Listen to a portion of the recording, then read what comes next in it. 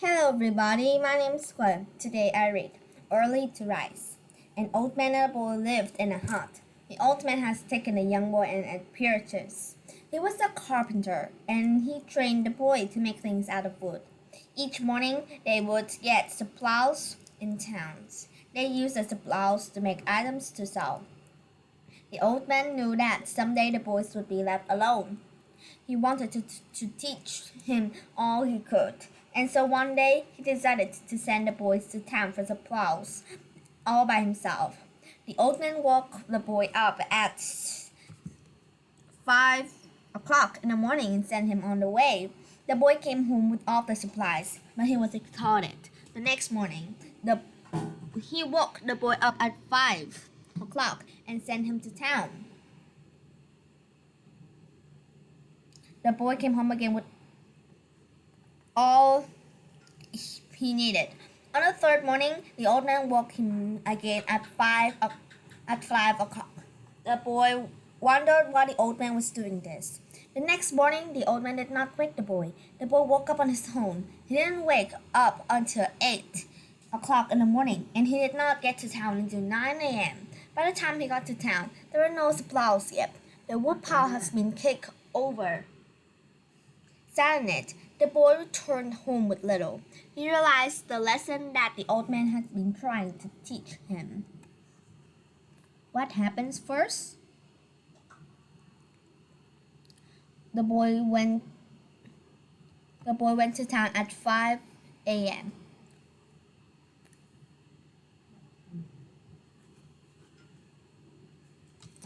What is the lesson the old man was trying to teach him? The early bird gets the worm. Which of the following statement is true?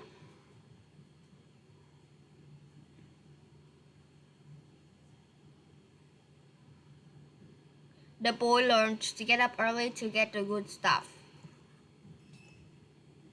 Practicing patience. Two magpies were racing from one tree to another.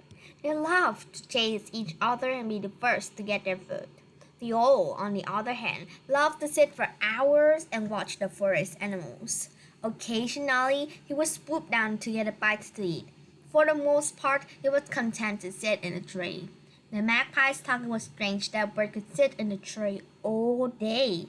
Didn't he want to be the first to get his meal? The magpies approached the owl and asked, "Mr. Owl, why do you sit in the tree all day and wait for your food to come? Why don't you fly around like us and find your food?"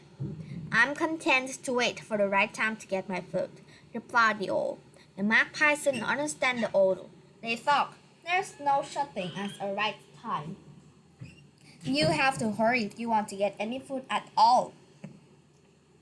They all continued to sit on the limb of the tree and observe from on high when the magpies fluttered around flying over bites to eat. On one particular day, the two magpies has not been able to find anything to eat. They were angry and upset. Out of desperation, they decided to try the owl's trick. They sat in the tree and patiently waited for signs of food. Sure enough, the signs came. Story question. What's the moral of this story? Patience is bitter, but its fruit is sweet. What would be a good title for this reading passage?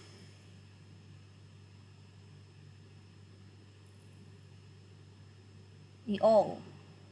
Which statement below is not a fact? The magpies ignored the owl.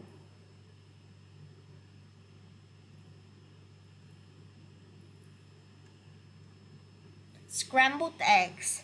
It was common practice for three coyotes to sneak into the farmer's henhouse to steal the eggs at night. Each coyote would bring a basket in which to carry the eggs, except for one. This coyote would bring only one egg home at a time. He made multiple trips back and forth to the henhouse and his den. The other coyotes thought it was quite funny. They make fun of this coyote, calling him a slowpoke. "You're a foolish coyote," cried the leader. "Wouldn't it be much easier to make just one trip?"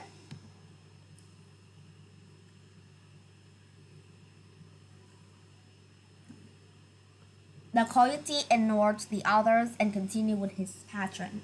One night, the farmer got wind of the fact that the coyotes were once stealing the eggs. The slow coyote started early in the evening and gathered an egg and returned home. He made two more trips before he saw a light go on in the farmhouse. The other coyotes were coming by at the time to make their only trip. They quickly loaded the basket and ran, but it was too late. The farmer chased them, and they dropped off the basket. The eggs cracked and broke all over the place. It was a hungry morning the next day, as none of the coyotes had any breakfast. That is, except for the slow coyote. He had plenty of egg, as he made plenty of trips. He kindly shared his egg breakfast with the rest of the pack. What's the problem in the story?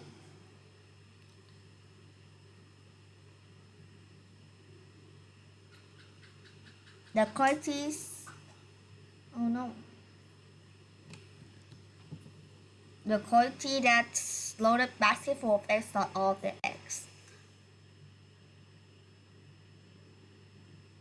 Which of the following word best describe the slow coyote? What's the moral of to the story? Big thing comes in small packages. Need. The bear, the wolf, and the wild boar walked together listing all their friends. They were bragging about who had the most friends. The bear listed the bison, the antelope, and the bighorn sheep. The bear explained all the great qualities that his friend had, and he mentioned the great thing he was able to do for his friend. Not to be outdone, the wolf began listing his friends. His friend included the moose, the deer, and the coyote. The wolf explained the differences between his friend and those of the bears. The wild boar said nothing. The wolf asked, "Boar, you have no friends?" The boar did not respond, and these three continued on their walk in the forest. Around the bend, they saw a raccoon that was stuck in a bush. The raccoon was crying and looked like he was in need of help. The boar asked the bear and the wolf, "Do you know this animal? Is he your friend?" "No, no," the two respond indignantly. "Do you know him, boar?" "I do not know him, but he's a friend of mine," replied the boar. The bear and the wolf looked at him questioningly. As they approached the raccoon, the boar helped him get free. He dried the raccoon's tears and sent him on the way. The raccoon responded by saying, "Oh, thank you, Mr. Boar. You're the best friend I have ever had." What was the lesson learned in this story? A friend in need is a friend indeed. How does sport teach us lesson?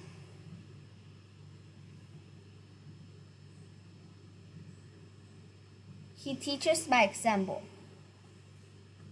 Using the context clues, what's the meaning of the word intelligently?